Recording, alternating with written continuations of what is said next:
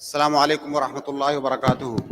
بسم اللہ الرحمن الرحیم، الحمد للہ رب العالمین، والصلاة والسلام علی نبینا محمد وعلی آلہ وصحبہ اجمعین، اما بعد۔ محترم سامعین، مقالے کا عنوان ہے گردن آزاد کرانے میں زکوٰۃ کا استعمال۔ سامعین کرام، جب اسلام آیا اس وقت غلامی کا سسٹم عام تھا۔ یہ صرف عربوں کے اندر نہیں بلکہ پوری دنیا میں تھا۔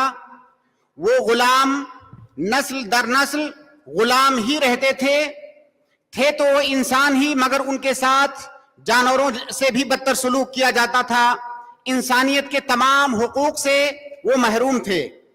جب اسلام آیا تو جس طرح اس نے سماج میں بکھری ہوئی بہت ساری برائیوں کا خاتمہ کیا، اسی طرح ان غلاموں کو بھی انسان ہونے کا حق دیا۔ ان کے ساتھ انتہائی شفقت اور رحم دلی کا معاملہ کیا۔ اسلام میں غلاموں کے ساتھ شفقت اور رحم دلی کے بہت سارے مظاہر ہیں۔ غلاموں کے ساتھ انسانیت نوازی کا ایک بڑا مظہر یہ ہے کہ اسلام نے ان کے ساتھ حسن سلوک کا حکم دیا، انہیں مارنے پیٹنے سے منع کیا، ان سے طاقت سے زیادہ کام لینے سے منع کیا۔ غلاموں کے ساتھ رحم دلی کا دوسرا بڑا مظہر یہ ہے کہ ان غلاموں کو غلامی کے طوق سے آزاد کرنے کے مختلف جتن کیے۔ چنانچہ ان غلاموں کے مالکان کو جگہ جگہ اس بات کی ترغیب دی کہ وہ اپنے غلاموں کو آزاد کریں، اور انہیں آزاد کرنے کو جہنم سے آزادی کا سبب بتایا۔ مختلف گناہوں کے کفارے کے طور پر غلام آزاد کرنے کا حکم دیا، جیسے قتل کا کفارہ، زہار کا کفارہ، قسم کا کفارہ، رمضان میں روزے کی حالت میں بیوی سے صحبت کا کفارہ۔ اسی طرح غلام کے ساتھ مکاتبے کا حکم دیا، غلام کو ما بعد الموت مدبر بنانے کا حکم دیا۔ ان سب کا صرف اور صرف مقصد یہ تھا کہ انسانوں کے اس مقہور طبقے کو غلامی کے دلدل سے آزادی ملے اور وہ بھی سماج میں عام انسانوں کی طرح زندگی گزار سکیں۔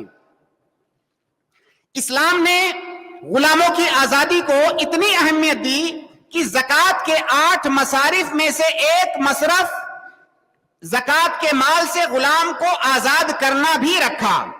اللہ رب العالمین نے اس آیت کے اندر جس میں مصارف زکوٰۃ کا ذکر ہے اس میں فرمایا وَفِي الرِّقَابِ، رقاب یہ رقبہ کی جمع ہے۔ رقبہ مطلب ہوتا ہے گردن۔ اس زمانے میں جب غلامی کا سسٹم تھا تو یہ سسٹم تھا، غلاموں کو جب کسی کو غلام بنایا جاتا تھا تو اس کے ہاتھ کو پیچھے گردن کے ساتھ ملا کر کے باندھ دیا جاتا تھا۔ اسی سے ان کا نام رقبہ یا رقاب پڑ گیا۔ تو رقاب سے مراد یہاں پر ہے غلام۔ زکوٰۃ کے مال سے 4 طرح کے غلام آزاد کیے جا سکتے ہیں۔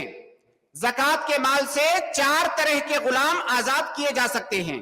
نمبر 1، ایسا غلام جس نے اپنے آقا سے اپنی آزادی کے لیے سودا کیا ہو اور اس کے ساتھ اس بات پر اتفاق کیا ہو کہ میں آپ کو اتنا مال دوں گا جس کے بدلے میں آپ مجھے آزاد کر دیں گے، جس کو کہ شریعت کی اصطلاح میں مکاتبہ کہا جاتا ہے۔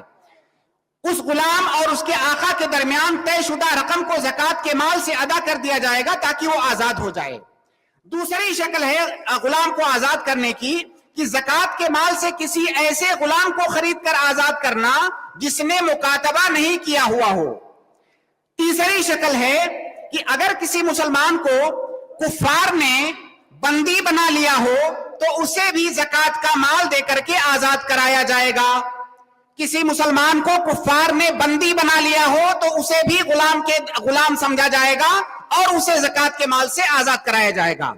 نمبر 4، اگر کسی مسلمان کو کسی نے کڈنیپ کر لیا ہو تو اسے بھی زکوٰۃ کا مال دے کر کے آزاد کرایا جائے گا۔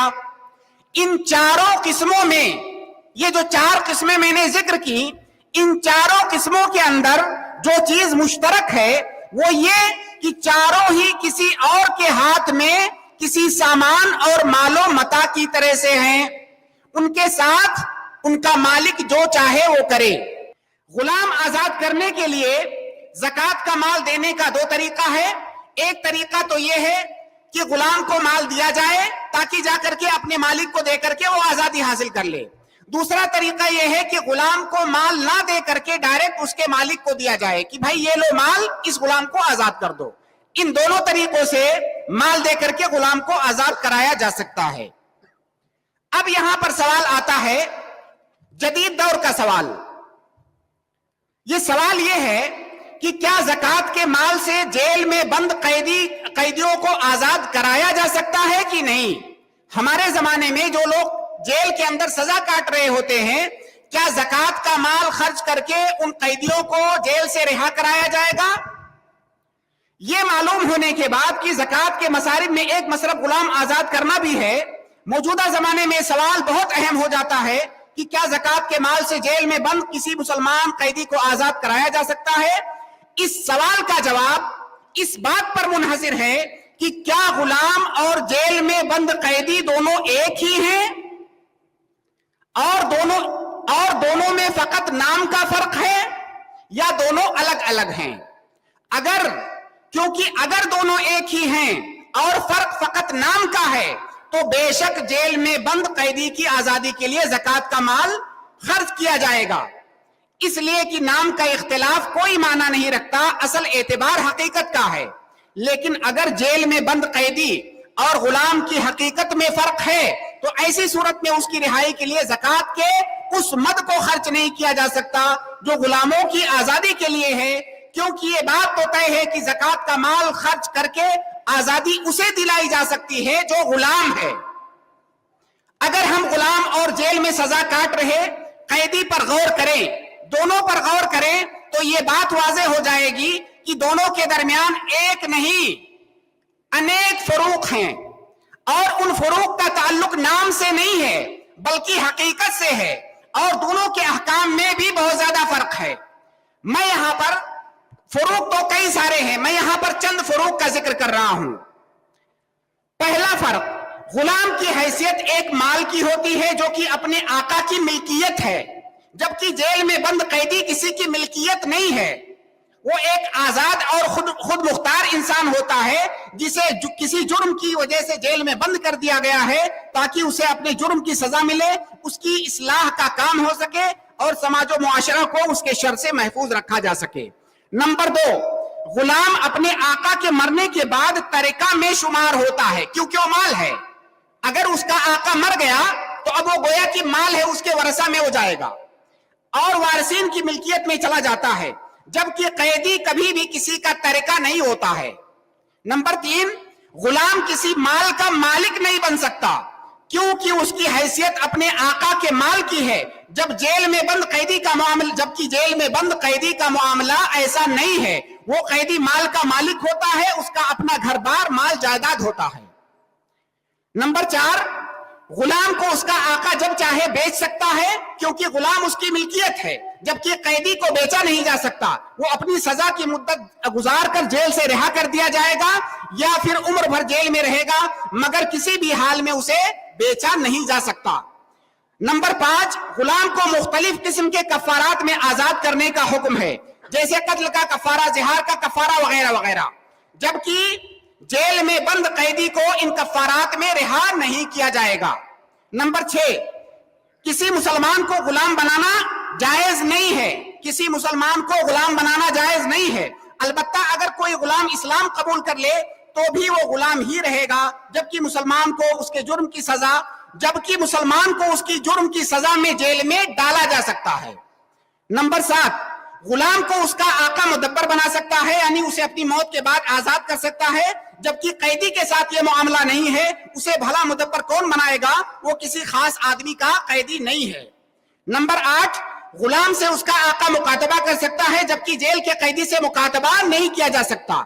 नंबर 9, लौंडी से उसका आका सोहबत कर सकता है, जबकि जेल में कैद औरत से ऐसा करना हराम और जुर्म है। नंबर 10, गुलाम का बच्चा गुलाम ही होगा, जबकि कैदी का बच्चा कैदी नहीं होगा। नंबर 11, गुलाम का वला आजाद करने वाले के लिए होगा और वो उस आजाद करता गुलाम का वारिस होगा, जबकि कैदी को रिहाई दिलाने वाला उसका वारिस नहीं होगा। नंबर 12, किसी गुलाम का निस्फ आजाद किया जा सकता है, किसी गुलाम को आधा आजाद किया जा सकता है, जबकि किसी कैदी को आधा آزاد نہیں کیا جا سکتا. ایسا نہیں ہو سکتا کہ آدھا قیدی ہے آدھا آزاد ہے. مذکورہ بالا اصول نیز غلام اور جیل میں بند قیدی کے درمیان فرق سے ہماری شریعت کے اندر ایک اصول ہے. یہاں پر علماء اور طلاب العلم بیٹھے ہوئے ہیں. ہماری شریعت کے اندر ایک فن ہے، فن جمع و فرق، جس کو کہ الفروق الفقہیہ کہا جاتا ہے. بہت سارے علماء کا یہاں تک کہنا ہے، ابن القیم وغیرہ کا، کہ اگر کسی عالم کو فروق فقہیہ کا علم نہیں ہے تو اس کے لیے فتویٰ دینا جائز ہی نہیں ہے. یہ اتنا اہم فن مانا جاتا ہے. فروق فقہیہ ہی سے متعلق ایک قاعدہ ہے ہماری شریعت میں کہ الجمع بین المتماثلات والتفریق بین المختلفات، جس کا معنی ہے کہ شریعت میں دو مماثل چیزوں کے درمیان فرق نہیں کیا جائے گا، بلکہ ان پر ایک ہی حکم لگایا جائے گا، اور دو مختلف چیزوں کو جمع نہیں کیا جائے گا بلکہ ان پر الگ الگ حکم لگایا جائے گا. یہ اصول ہے. اب اس اصول کی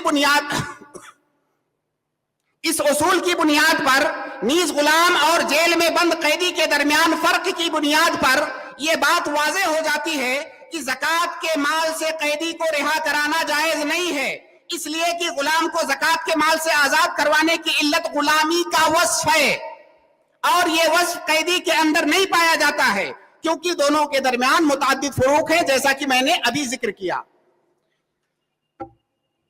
جیل کے اندر بند قیدی کو زکوٰۃ کے مال سے رہا کروانے کی ایک صورت ہے. وہ صورت کیا ہے؟ جیل کے اندر بند قیدیوں کی دو قسمیں ہوتی ہیں. کسی جیل کے اندر بند قیدی کی دو قسم ہو سکتی ہے. پہلی قسم یہ ہے، وہ قیدی جو حقیقت میں مجرم ہے، ایسا قیدی جو حقیقت میں مجرم ہے اور اپنے جرم کی سزا کاٹ رہا ہے، وہ جیل سے رہائی چاہتا ہے، لیکن اس کے لیے اسے مال درکار ہے. ظاہر ہے جیل سے رہائی کے لیے کئی دفعہ مال چاہیے ہوتا ہے، جو کہ اس کے پاس نہیں ہے، اور وہ فقیر و مسکین ہے. بحیثیت قیدی تو اس کی رہائی کے لیے زکوٰۃ کا مال خرچ نہیں کیا جا سکتا، اس لیے کہ نہ تو وہ غلام ہے اور نہ غلام کے حکم میں ہے، کیونکہ اس کے اور غلام کے درمیان متعدد فروق ہے، جیسا کہ ابھی ذکر کیا گیا.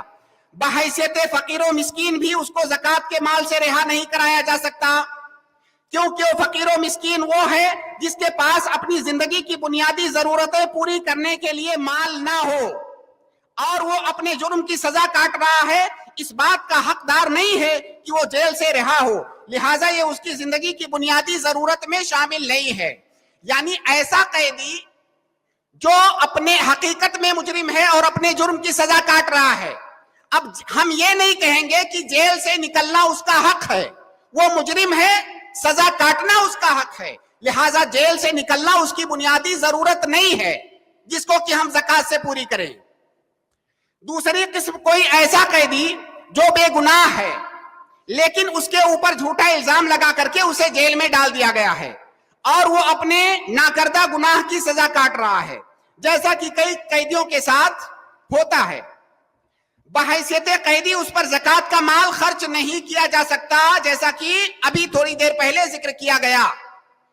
بحیثیت قیدی اسے آزاد نہیں کرایا جا سکتا زکوٰۃ کے مال سے، لیکن اگر وہ مظلوم قیدی فقیر و مسکین ہے اور اسے جیل سے رہائی حاصل کرنے کے لیے پیسوں کی ضرورت ہے، جسے وہ اپنے فقر کی وجہ سے افورڈ نہیں کر سکتا ہے، تو زکوٰۃ کا مال خرچ کر کے اس کو رہا کرایا جائے گا. کیوں؟ کیا اس لیے کہ وہ قیدی ہے؟ نہیں، اس لیے کہ وہ ایک ایسا فقیر اور مسکین ہے جو اپنی زندگی کی بنیادی ضرورت پوری نہیں کر پا رہا ہے. اس بے قصور کی بنیادی ضرورت ہے جیل سے نکلنا. جیسے انسان کی بنیادی ضرورت ہے کھانا پینا، اسی طرح اس بے قصور کی بنیادی ضرورت ہے جیل سے نکلنا، لیکن اس کے پاس اس کام کے لیے پیسہ نہیں ہے، تو لہٰذا اسے فقیر ہونے کی حیثیت سے زکوٰۃ کا مال دے کر کے آزاد کرایا جائے گا، نہ کہ اس لیے کہ وہ جیل میں بند ہے اور وہ قیدی ہے. زکوٰۃ کا مال اس پر خرچ کرنا اس لیے جائز ہے کیونکہ وہ ایک ایسا مظلوم ہے جو فقیر و مسکین ہونے کی وجہ سے اپنی زندگی کی بنیادی ضرورتیں پوری نہیں کر پا رہا ہے. ایک مظلوم کا ظلم سے نجات پانا اس کی دیگر دنیاوی ضرورتوں کی طرح ہی ہے، بلکہ تمام ضرورتوں سے بڑھ کر ہے.